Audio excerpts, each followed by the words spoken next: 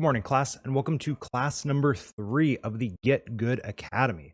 Today, we're going to talk about prize mapping and game planning. Now, I was a little unsure if I wanted to call it prize mapping because it kind of sounds like prize checking and they're entirely different things, but that is what it's called. So that's what we'll be referring it to. So that's why I included the game planning part. So today's lesson, we're going to focus on, as always, what is prize mapping? Why is it important?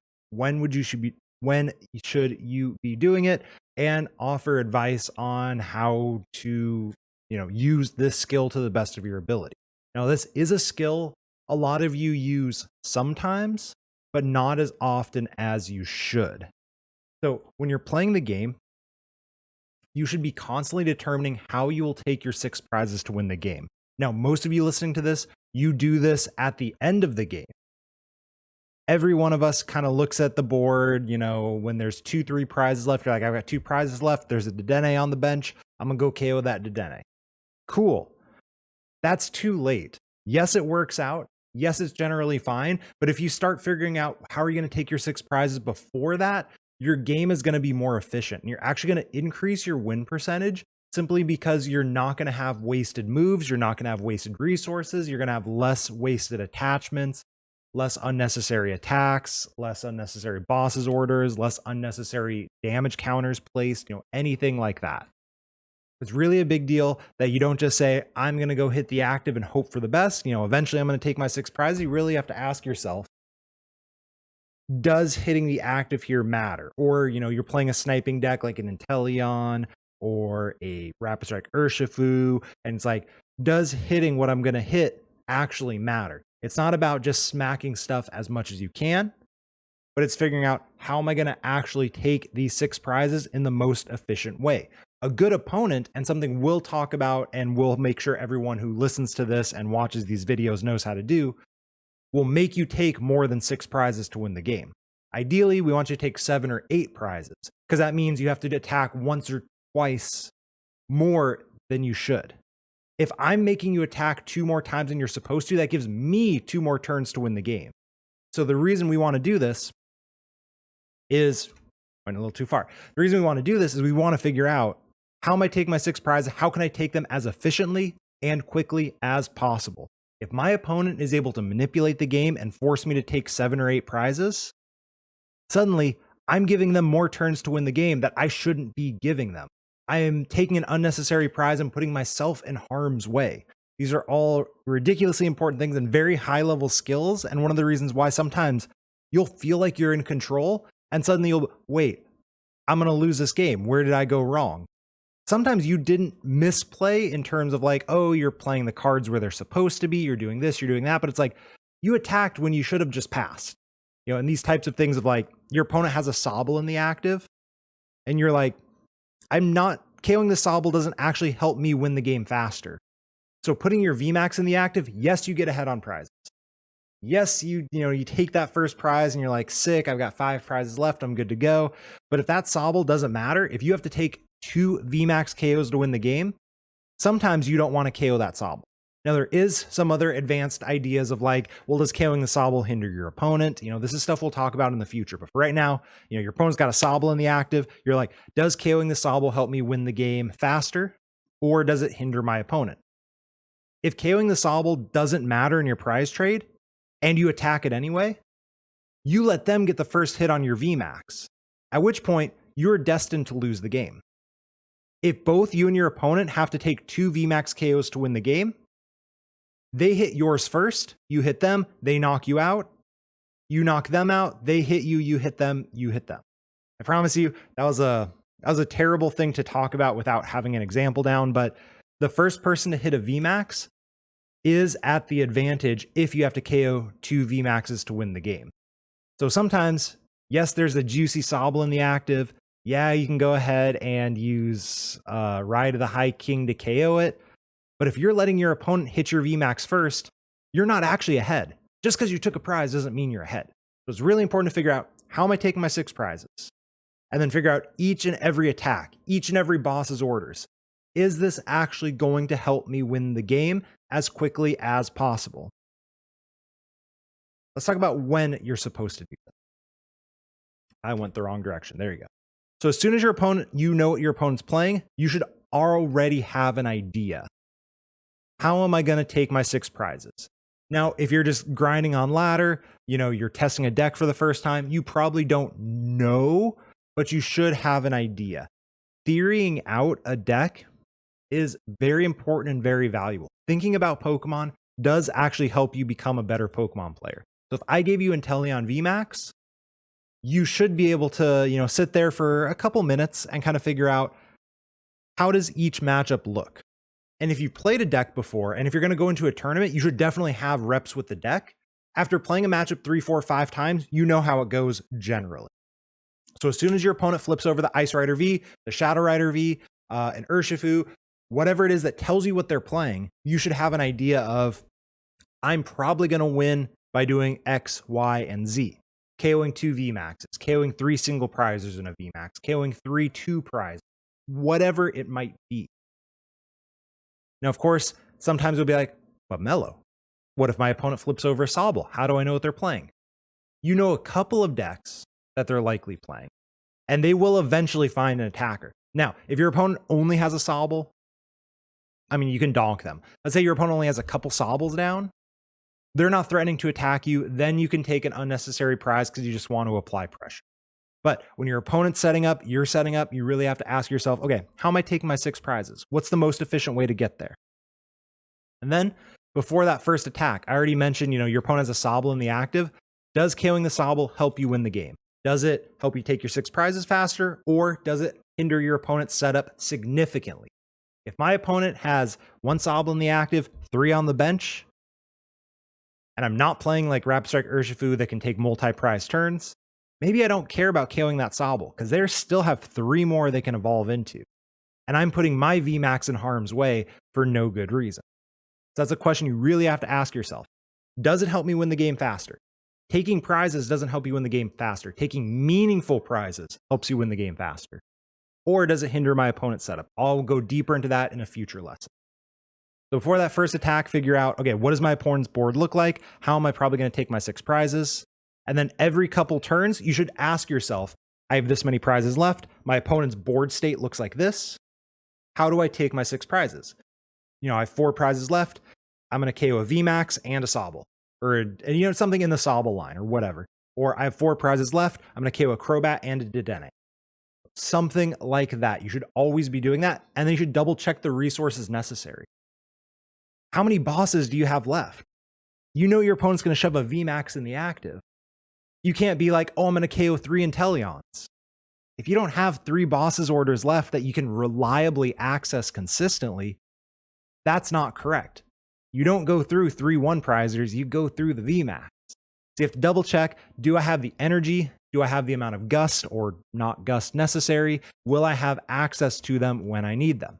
Just because you have 2 bosses orders left doesn't mean you can boss a Dedenne and boss a Crobat. You have to have the cards in your hand. So you should know, yes, I have access to them between my deck, maybe my prize cards. We talked about the prize checking one, so you should have an idea of what's in your prizes. What are you going to draw when you take prizes? So do you have access to the cards you need? Can you actually access them? Is my opponent going to stamp me or Marnie me post-rotation or end me in expanded? And then does that completely screw me up? So these are questions you constantly have to ask yourself.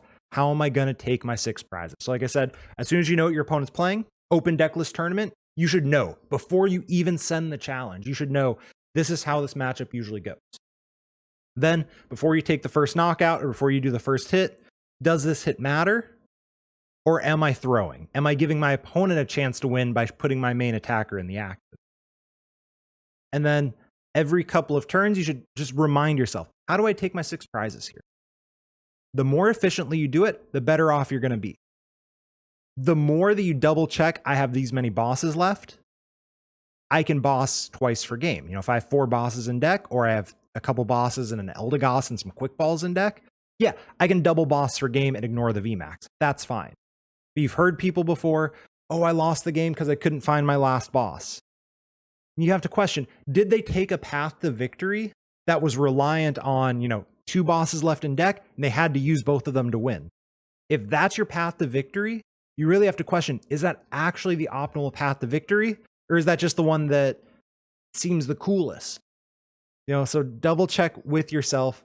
Do I actually have the resources? Will I have access to these resources? It's a heck of a lot of work. So a big example, and if you want to practice the prize mapping skill, Catterday is one of the best decks for it.